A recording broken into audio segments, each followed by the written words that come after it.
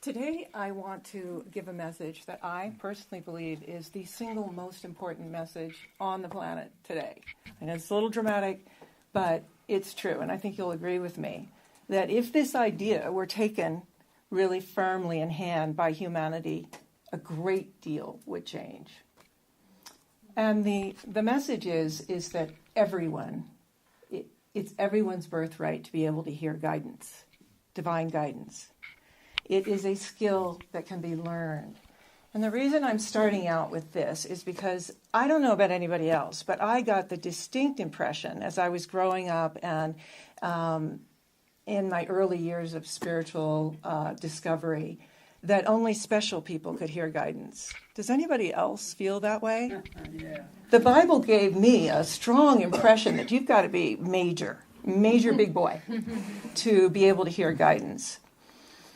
So, and this is also very monumental for me because I've kept this a giant secret for 35 plus years from my closest friends, from everybody.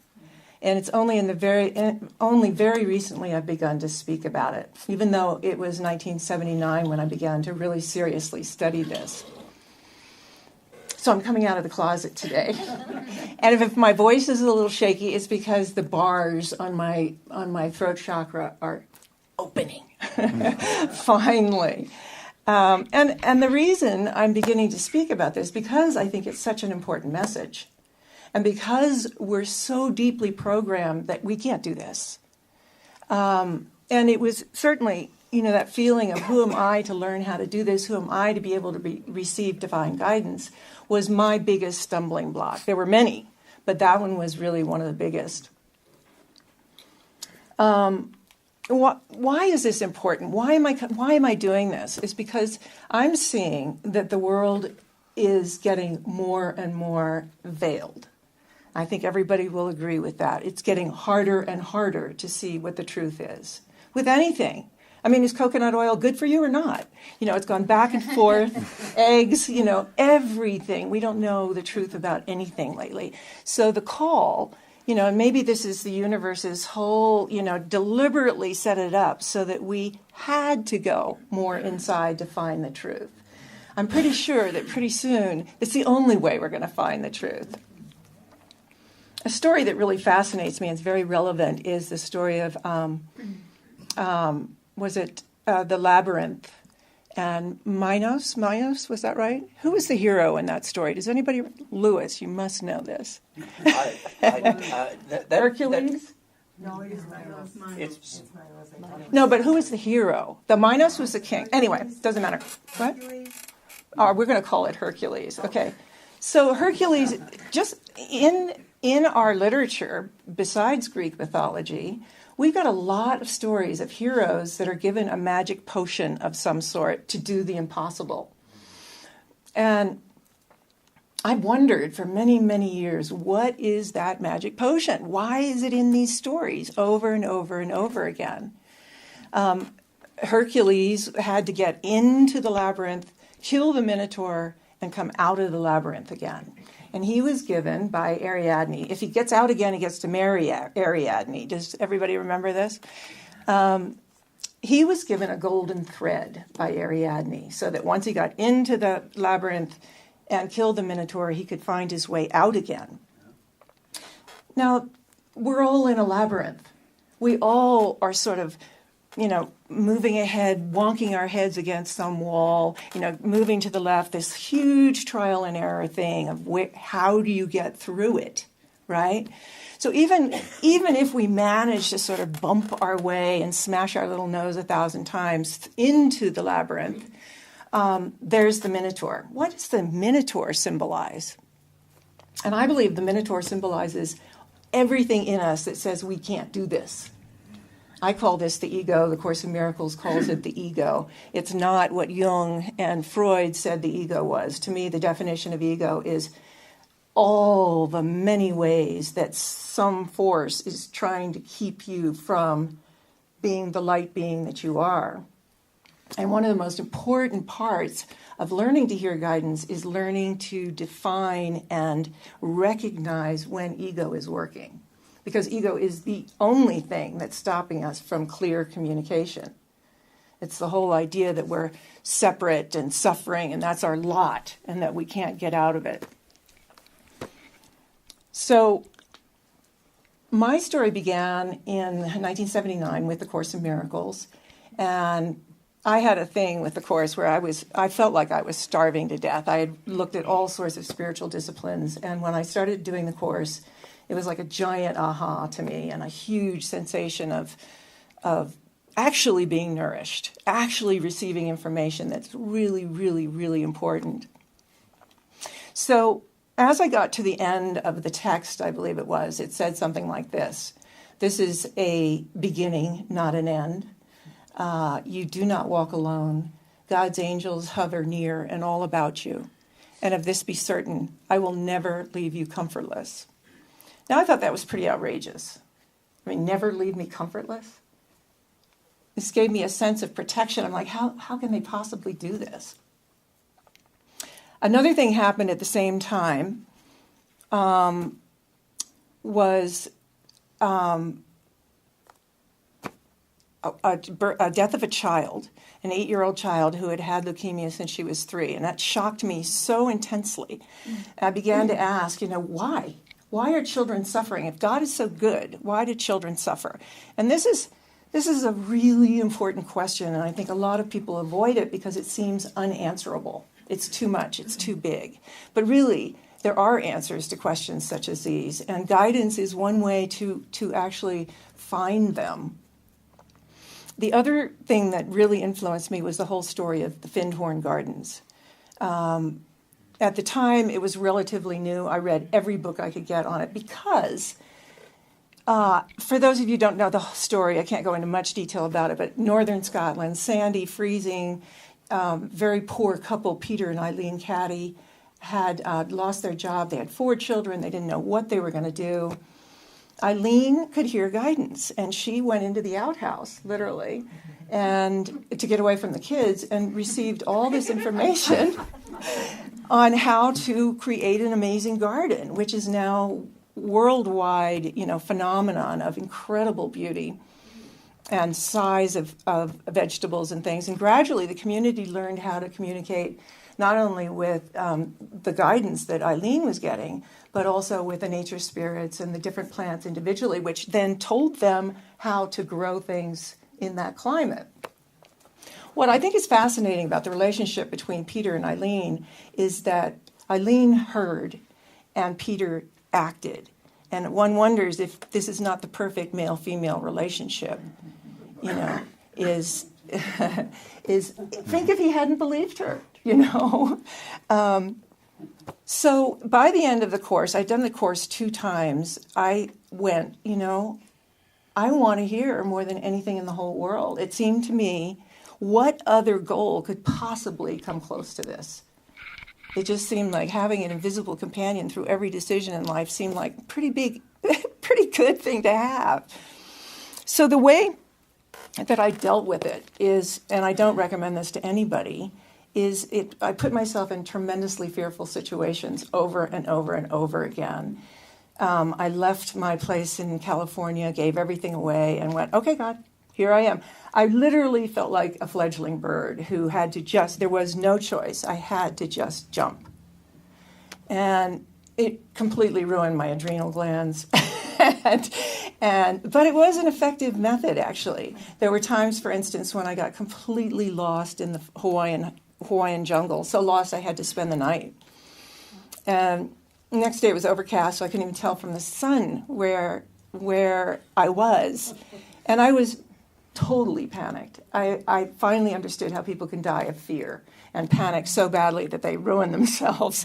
Anyway, the only choice I had was to listen to that quiet voice in my mind. Excuse me.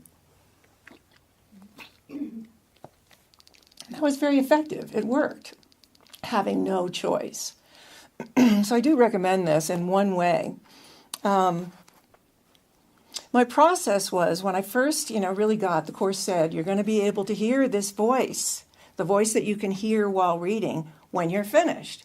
Well, I didn't exactly. I still had tremendous doubts. There wasn't anyone around me who was even thinking about this stuff, much less trying it.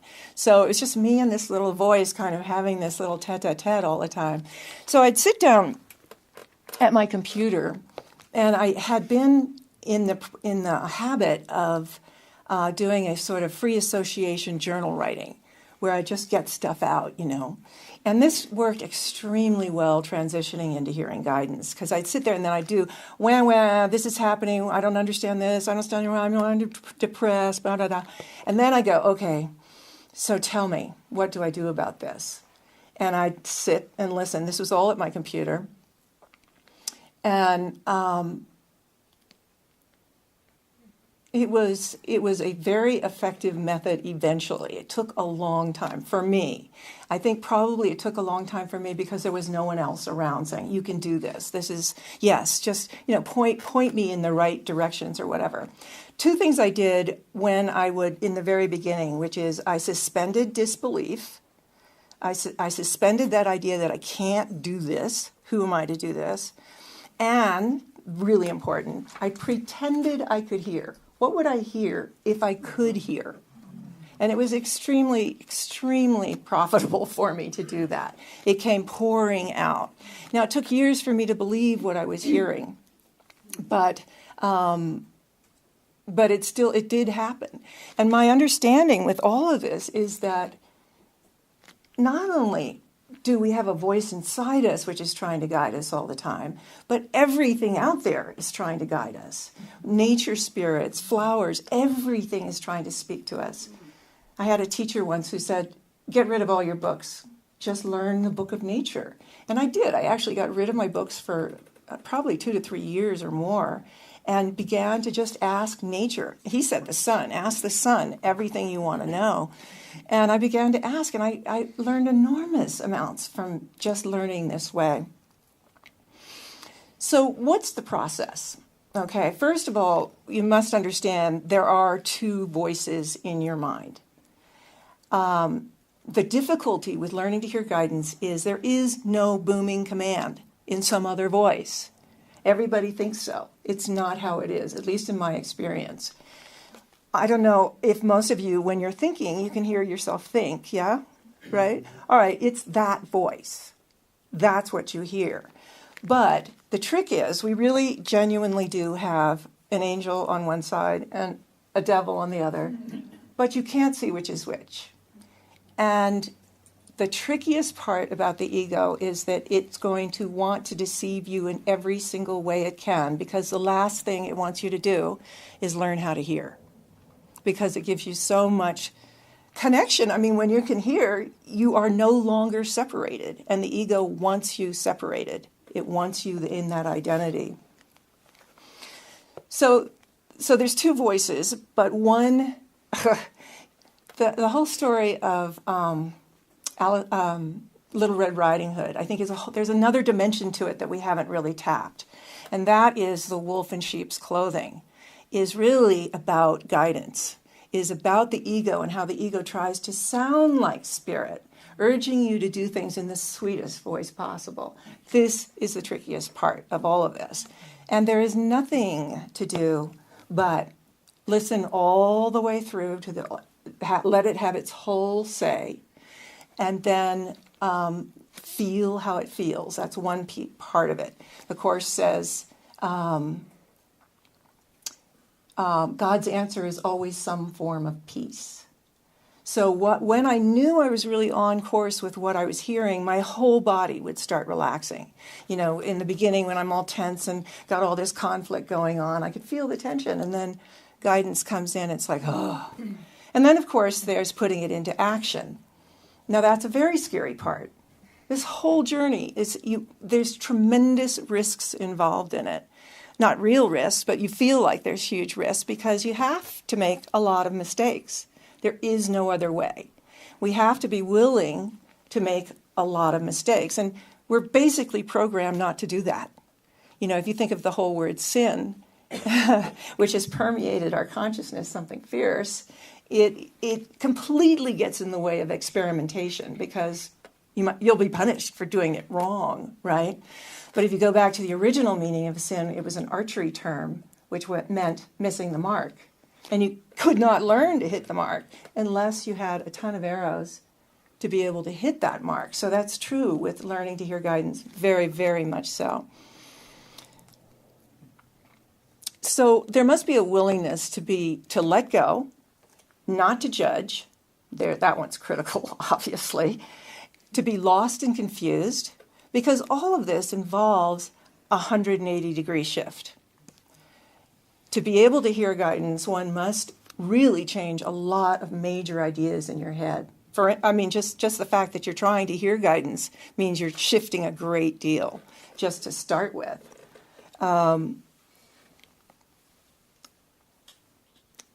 So the other voice, however, wants to lead you to more pain, more suffering.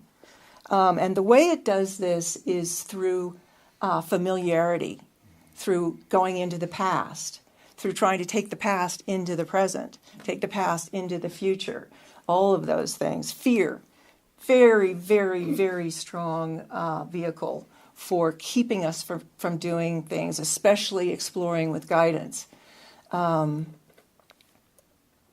Every time I got in situations where I would die or I would hear guidance that would show me how to get out of there, my fear was unbelievable. It was off the charts.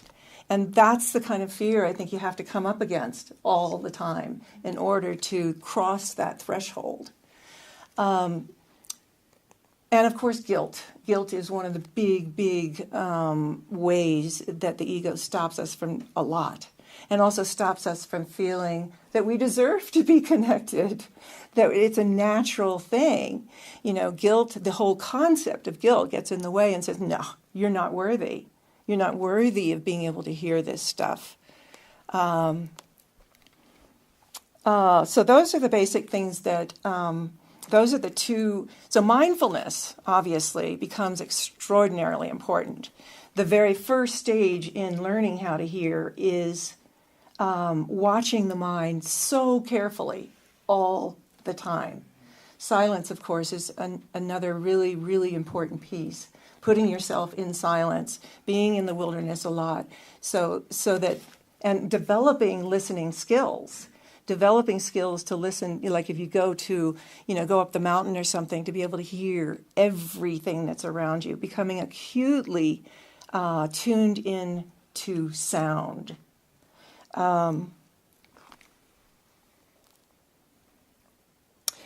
Eventually, the proof is always in the pudding. When let's say we hear something and you think, wow, that felt really right on, but I'm scared to take the action to actually act on it. There's always proof that you've done it correctly. The proof is always in the pudding. So unless you take it to that step where you actually perform an action based on the guidance you've heard, it's really very difficult to learn anything unless you do that. Staying out of the future is a critical piece. I noticed with me, that's the first thing I wanted to do, is ask questions about the future. Will I get that job? Will I... blah, blah, blah, 1,000 different things. I found any attempt to go into the future was completely blocked.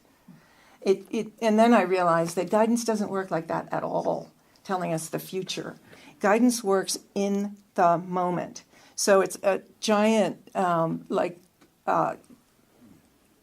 scavenger hunt. It's like, when you're finished with step B, we're going to tell you about step C. And that's really hard because so much of our conditioning wants us to have a future, wants to plan the future. The Course in Miracles talks about planning as being the biggest defense we have against the truth. And when we're in guidance, guidance is a flow. And the more that we sort of rip apart our crutches and allow ourselves to be in that flow, the more guidance can speak to us. When we've got, let's say we take a vacation, when we've got that all mapped out, there's no room. There's no room for all that magic to happen, which happens when you don't plan your vacation, when you just move with spirit. So I highly recommend that as a beginning exercise, which is, this is so much fun, actually. I started in the beginning with afternoons, with weekends, with experimenting with this. So I would drive to the end of my driveway and go, okay, left or right. And the journey would go on from there. And I did, and then I went to weeks.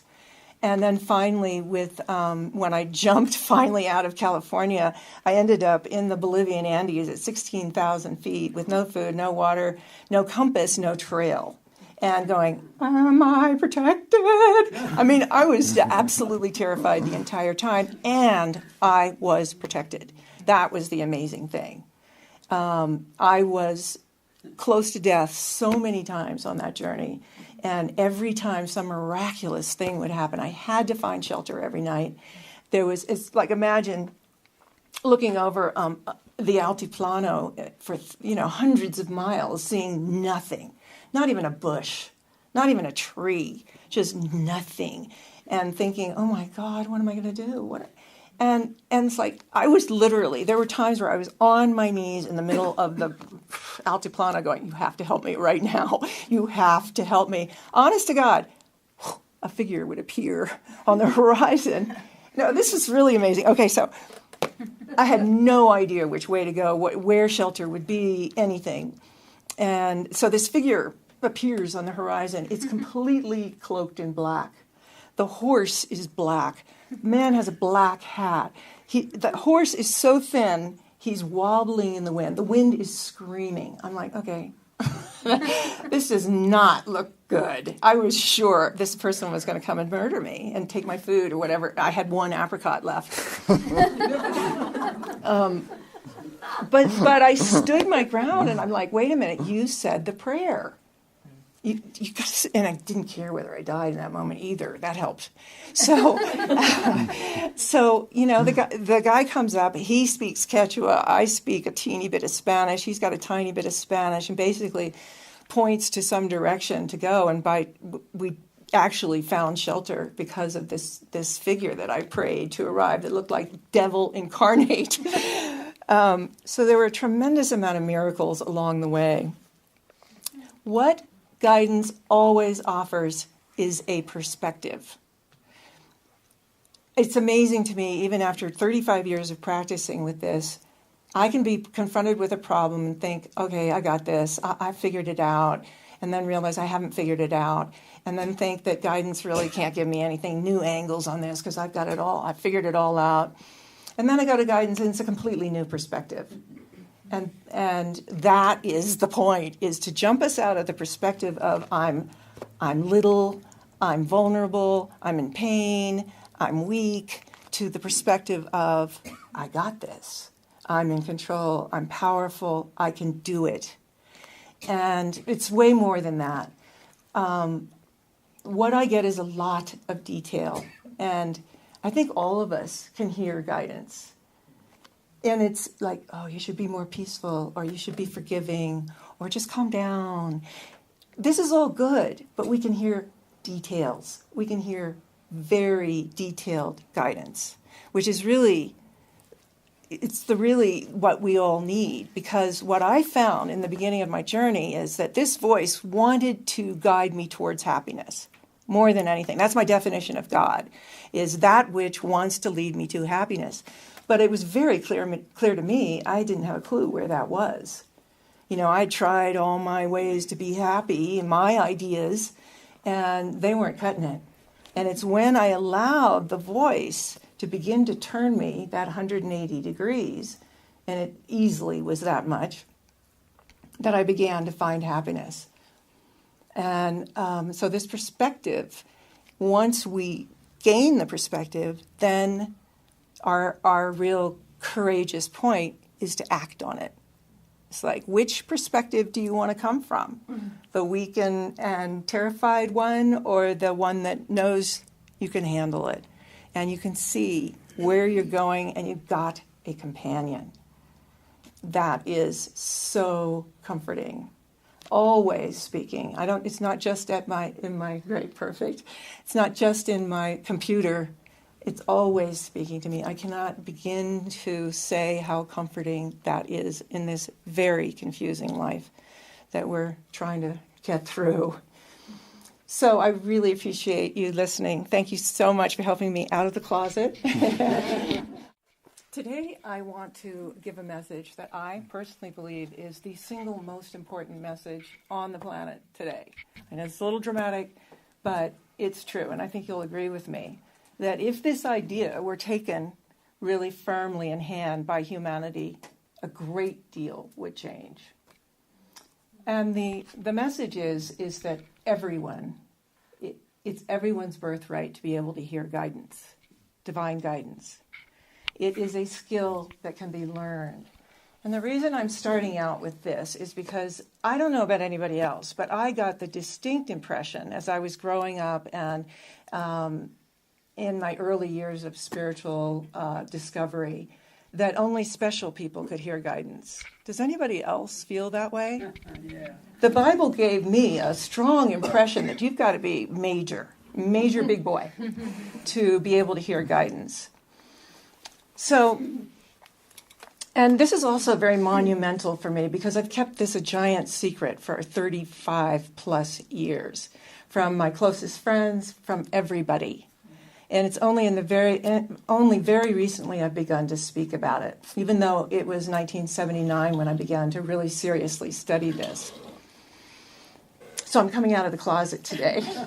And if my voice is a little shaky, it's because the bars on my throat chakra are opening, finally.